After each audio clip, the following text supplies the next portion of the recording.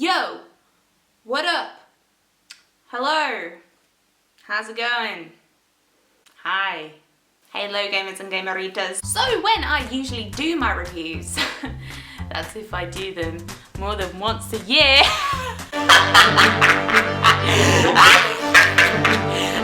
The process that I'll take is if I come across a particularly good part or something that I want to note down in my review, I will pause the game and put it in my phone just so I don't forget.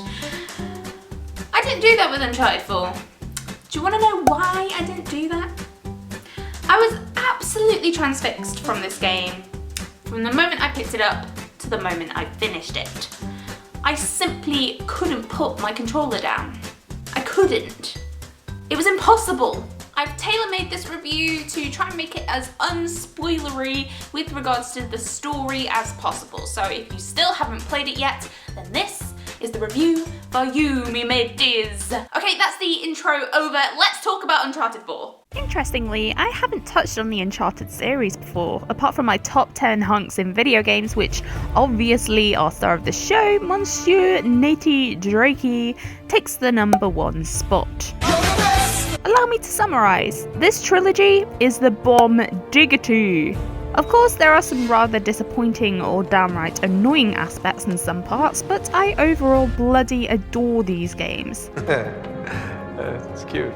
The action, the adventure, exploring mystical worlds, and the natural comedic writing style. My God, do you know what this is? It's a book, mate. There's a lot of them in here. It's a library. And it's not even just me. Through the years, I have played this trilogy with my stepdad, with my friends, with my boyfriend, and they've all got varied and very different tasting games. But all of these different people love Uncharted. For a series to bring such a varied demographic together is quite a feat. It just goes to show how great this series actually is. So, upon news of Naughty Dog's newest and final installment, A Thief's End, I went slightly cray-cray. The finale to Drake's adventures? How will I cope? And furthermore, would it surpass the greatness that arrived before it? Let's find out, shall we? We arrive to a point in Drake's life where he has left his adventurous, dangerous lifestyle in the past, as he swims for copper and cuddles on the sofa with his beloved Elena. In the back of his mind, though, he still craves the thrill of that next big escapade as he gazes longingly into a picture which isn't even hung up, you pair of lazies. You can jump to cliff like it ain't no thing, but getting a hammer to nail up a frame? Way too much effort. Anyway, skip ahead a bit and his I thought you were dead brother, aka Troy Baker, our Lord and Saviour, turns up out of the blue, uninvited. I couldn't stay away, I couldn't fight it, I thought you. What? Sorry. One thing leads to another, and the lads go off gallivanting for ye old Henry Avery's treasure. Arr. What? But that's all I'm saying story-wise, because Lucy Hale promised no spoilers, and that's what you're gonna get. No spoilers. But the range of emotions in this game was something else. Belly laughs and chuckles aplenty from the sarcastic and witty writing and interaction. Congrats, Victor. We get eye patches and parrots now. Also tears swirling in my eyes and having to choke them back in some moments. There's not much I can use for examples because you need to go experience this for yourself. But one part was the opening credits. We all know the Uncharted main theme, right? The horns, the drums, the upbeat tempo. I do a mean replica, I must say. Well, it was the same melody, but much more sad. It was weaker, slower, softer, illustrated with scenes from the games gone by, like El Dorado and Tenzin, truly showing that this series is coming to an end. And dude, that is sad.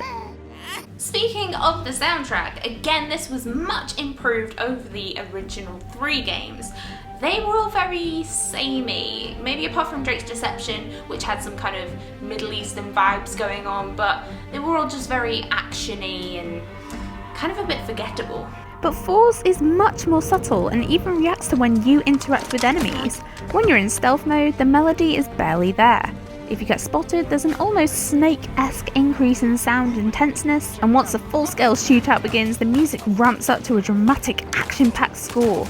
There's no lack of the main theme either, but not as you know it.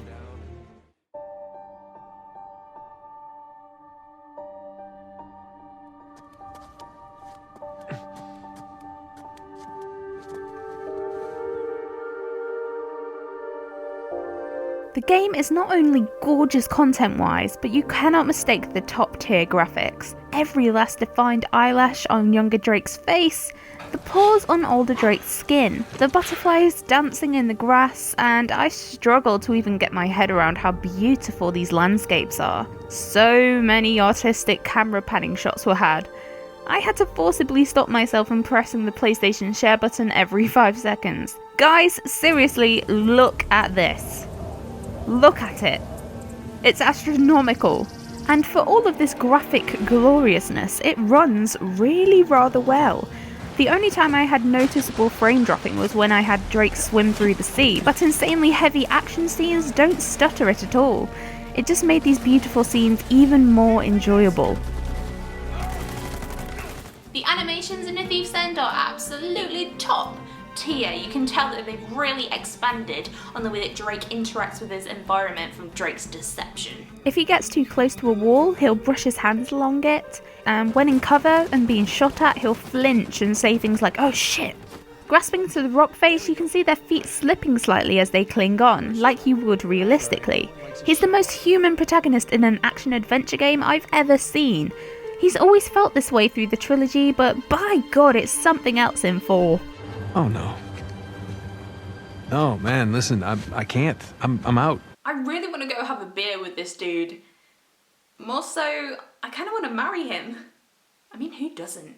But his hands must be shredded from those larger-than-life leaps onto cliff sides. Oh honey, we need to book you in for a manicure pronto. A large majority of exploration features scaling cliffs, jumping, and grappling, all of which are, again, fluent and seamless. I only spotted one jump where the animation onto the pole was a bit ropey, but come on, that's just me being super nitpicky. Honestly, I am trying to find things wrong with this game. Flaws that show it isn't just me gushing about its awesomeness. Oh, his jump was a bit glitchy on a pole this one time. If that's the only thing I can find wrong out the whole game, then Jesus, they are doing something right. So cute. Puzzles are challenging without being overly complicated to the point of having to look up the answer.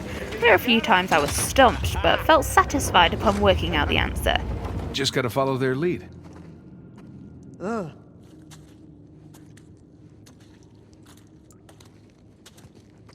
Oh my God! Nate! Evidently, I am the puzzle master. There are aspects incorporated from The Last of Us, such as minigames, That reference. optional conversations by pressing triangle whilst roaming through the landscape, I wish. Elena filmed some of it, but camera didn't make it. That's too bad. even the manner in which the characters interact. Their subtle body language and expressions is very The Last of Us-esque. You think that you can beat my high score on my TV game thing? Yeah, I think you're scared now. There are some new Uncharted gameplay mechanics too. Grappling is super fun, swinging through mid-air, punching a dude in the face, and swiping his gun in mid-air is a level of coolness that I will never get over.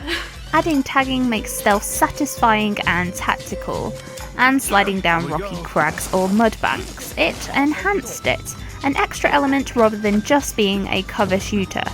Do you remember that horrendous water ski section in Drake's Fortune? I know.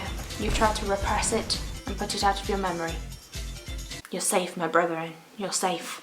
You'll be happy to know that navigating the vehicles in this game is smooth as silk. Driving a jeep across the dusty plains, muddy streams and slippery slopes of Madagascar was a pure joy. Come on, baby. Let's go. AI is also much improved over the trilogy. Although if a kitten was chucking tea bags at me, that would be improved AI over Drake's Fortune. I played on hard mode and I saw this more than I bargained for. Now's my chance.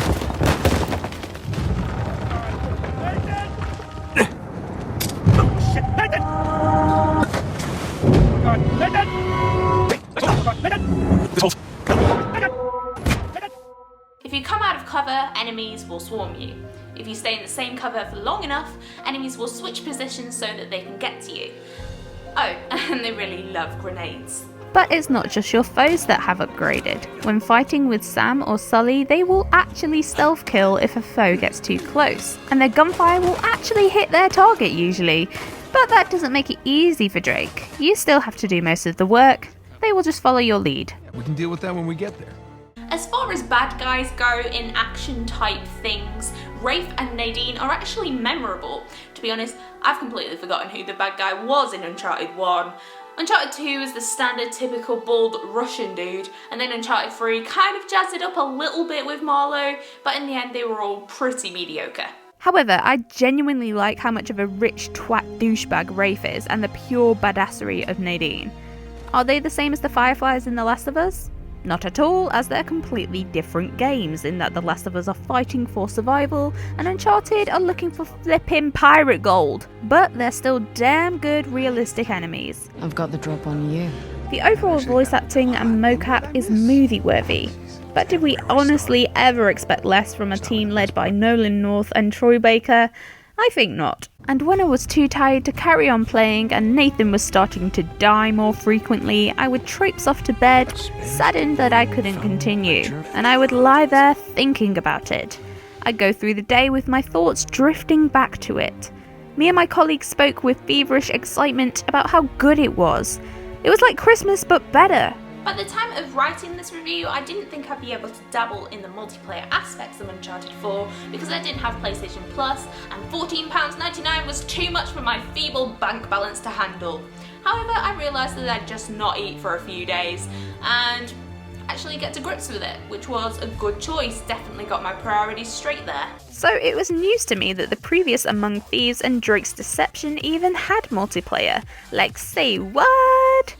So I can't compare it in that sense and can only give a fresh perspective on how it was for me. And whilst it doesn't quite live up to what The Last of Us multi was, which was one of my favourites of all time, it's still a hell of a lot of fun. They don't make a big song and dance about it like most AAA releases do, it's just sort of there if you want it.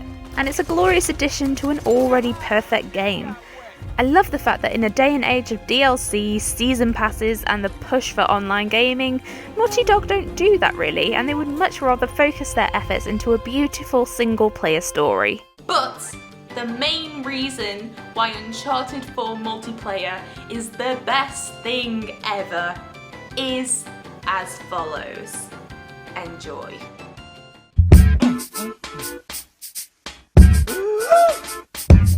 Shake your ass, watch yourself, shake your ass, show me what you're working with. That can only mean one thing. Ever since I left the city, you. Naughty Dog. To you I tip my hat. I bow to your prowess. You have smashed it out of the ballpark yet again. This game is an absolute treasure. That pun though. You've raised the bar yet again for developers everywhere. If you haven't played this game yet, why? And if your excuse is that you don't have a PS4, let me tell you, this is the game of the console.